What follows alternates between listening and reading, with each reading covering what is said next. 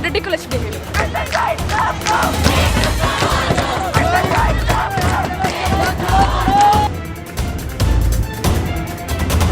अस्सलाम वालेकुम नाज़रीन, आप देख रहे हैं एनपीजी मीडिया। मैं हूं आपका मेज़बान शहरियार ज़ाहिद द्वारा।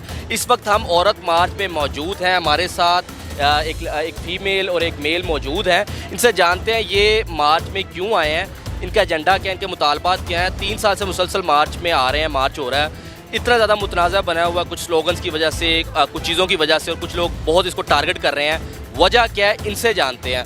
सबसे पहले बताइएगा कि मकसद क्या है यहाँ पर आने का औरत मार्च? मकसद औरत के हकूक़ जो हम कहते हैं, बेसिकली मेरा मकसद ये है कि जो लोग कहते हैं कि इस्लाम ने औरत को तमाम हकूक़ दिए हैं, ये कौन से हकूक़ मांग रही हैं? इस्लाम ने तो औरत को हकूक़ दिए हैं। जो लोग उनके हकूक़ को पूरे नहीं करते, उनको हकूक़ दिए नहीं जाते, उनके ख़िलाफ़ यहाँ पे मैं आज मार्च कर रहा हूँ। आप इनसे पूछ लीजिए। यानी इस्लाम में जो हकूक़ दिए गए मगर मुसलमान नहीं दे रहे जो हकूक़, उसके खिलाफ ये मुतालबा कर रही हैं। आप मुझे ये बताइएगा कि आप क्या समझते हैं कि औरत मार्च को इतना मुतनाज़ा क्यों बना लिया गया? इतनी ज़्यादा तनकीद, और वो भी कुछ अदब से ताल्लुक़ रखने वाले लोग, कुछ मुफक्कर लोग, कुछ राइटर लोगों ने इतना तनकीद का निशाने से क्यों बनाया? सीधी सी बात है, वो लोग डरते हैं औरतों की आज़ादी से, औरत की खुद मुख्तारी से। पितरशाही का एक ऐसा निज़ाम है जो सदियों से चला आ रहा है, जिसमें मर्द जो है वो औरत को कंट्रोल कर रहा है। तो अब जब औरत निकल रही है अपने हकूक़ के लिए, वो कह रही है मुझे भी इंसान समझो, मेरे भी हकूक़ है, मुझे अपने डिसीजन खुद लेने दो, मुझे खुद मुख्तार बनाओ, तो वो सब मर्द डर रहे हैं। सीधी सी बात है। आप समझती हैं कि जो औरत के पास हकूक़ हासिल नहीं है, वो मर्द को तमाम हकूक़ इस माशरे में, इस पाकिस्तान में या इस तरह की कंट्रीज़ में वो हकूक़ जो है वो हासिल है? नहीं, हकूक़ क्या हासिल है? ये माशरा, ये मुल्क, ये पूरी दुनिया उन्हीं की तो है। मर्दों की दुनिया है ये। किस तरह आप एक्सप्लेन करेंगे मर्दों की किस तरह है? आप देखें, आपको हर जगह पे आज मर्द ज़्यादा नजर आएंगे, औरतें कम नजर आएंगी। आप पॉलिटिकल सिस्टम ले लें हमारा, आप कोई ब्यूरोक्रेसी ले लें, आपको औरत कम नजर आएगी। कोई 2-4 औरतें निकल आती हैं, वही एग्जाम्पल बन जाती हैं, बाकी सारी औरतें घर नहीं बैठी हुई हैं आपकी। इसमें आप जिम्मेदार किसको, सिस्टम को कहलाती हैं या जो फैमिली सिस्टम है उसको कहला रही हैं? फैमिली सिस्टम को मैं क्यों जिम्मेदार ठहराऊंगी, वो एक अलग इशू है। बात ये कि ये एक स्ट्रक्चर है जो सदियों से चला आ रहा है, पेट्रियार्की का, एक पितरशाही का एक निज़ाम है जो सदियों से चला आ रहा है। इसको ख़त्म करने की ज़रूरत है, इसको रिफॉर्म करने की ज़रूरत है, जिसमें मर्द और औरत दोनों इक्वली पिस रहे हैं। हम ये बात करते हैं। आप पढ़ती हैं, आप जॉब लेने जाती हैं, आपको आगे से जॉब भी मिलती। लड़कों को तो हमारे आमतौर पे यहाँ पर ये समझा जाता है कि लड़कियों को जल्दी अपॉर्चुनिटी मिल जाती है, लड़कों को देर से मिलती है। इसको किस तरह एक्सप्लेन करेंगे? आपको किसने कहा औरतों को जल्दी अपॉर्चुनिटी मिल जाती है? बात यह, इस वक्त पाकिस्तान में जॉब्स नहीं है, ये चीज़ हम सबको पता है। लेकिन बात यह, अगर किसी औरत को कोई जॉब मिल रही है तो आपको क्या हरासमेंट के केसेस नहीं नज़र आ रहे?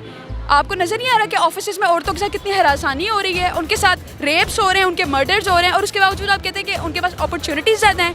मतलब ये सवाल अपने आप में एक शर्मिंदगी का सामना आप लोग करना चाहिए, ये सवाल पूछते हुए भी, क्योंकि आपको नज़र आना चाहिए कि हो क्या रहा है माशरे में, कितने रेप्स के केसेस हैं, कितने हरासमेंट के केसेस हैं। लड़कों के साथ, छोटे बच्चों के साथ भी जो है इस तरह के वाक़यात पेश आते हैं। वो लड़के होते हैं, वो मेल होते हैं, तो ये जो रेपिस्ट होते हैं वो किसी जेंडर को तो नहीं देखते, और तमाम जो कम्युनिटी है वो इसका रेप का जो ताल्लुक है ना, वो आपकी पावर से है, क्योंकि मर्दों के पास इस वक्त इतनी ज़्यादा पावर है और उस पर कोई चेक एंड बैलेंस नहीं है।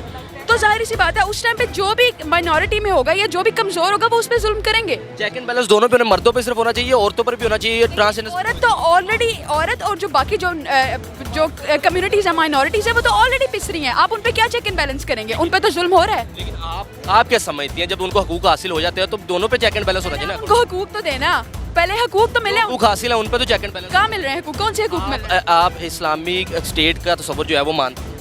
देखिए, इस्लामिक, ये आप बात को कहीं और लेके जा रहे हैं। आप सवाल आप जवाब देना चाहती हूँ? इस्लामिक स्टेट किसने कहा आपको इस्लामिक स्टेट है? आधा कानून आपका गोरों का उठाया हुआ है, आधा कानून आपने इस्लाम से उठाया हुआ है। कौन से इस्लामिक स्टेट की बात? किस तरह की स्टेट चाहती हैं? देखिए, आप औरत मार्च पे आके मुझसे स्टेट पे सवाल क्यों करें? आप अपने सवाल समझे ना। नहीं, आप स्टेट देखिए, नहीं, आज़ाद नहीं है। आई एम सो सॉरी, मैं आपको ये सवाल दूंगी, बात स्टेट की नहीं है। बात ये होती है कि आप मार्च पे आके औरत के हकूक पे बात करते हैं, मुझसे स्टेट पे सवाल कर रहे हैं। किससे हकूक मांग रही है?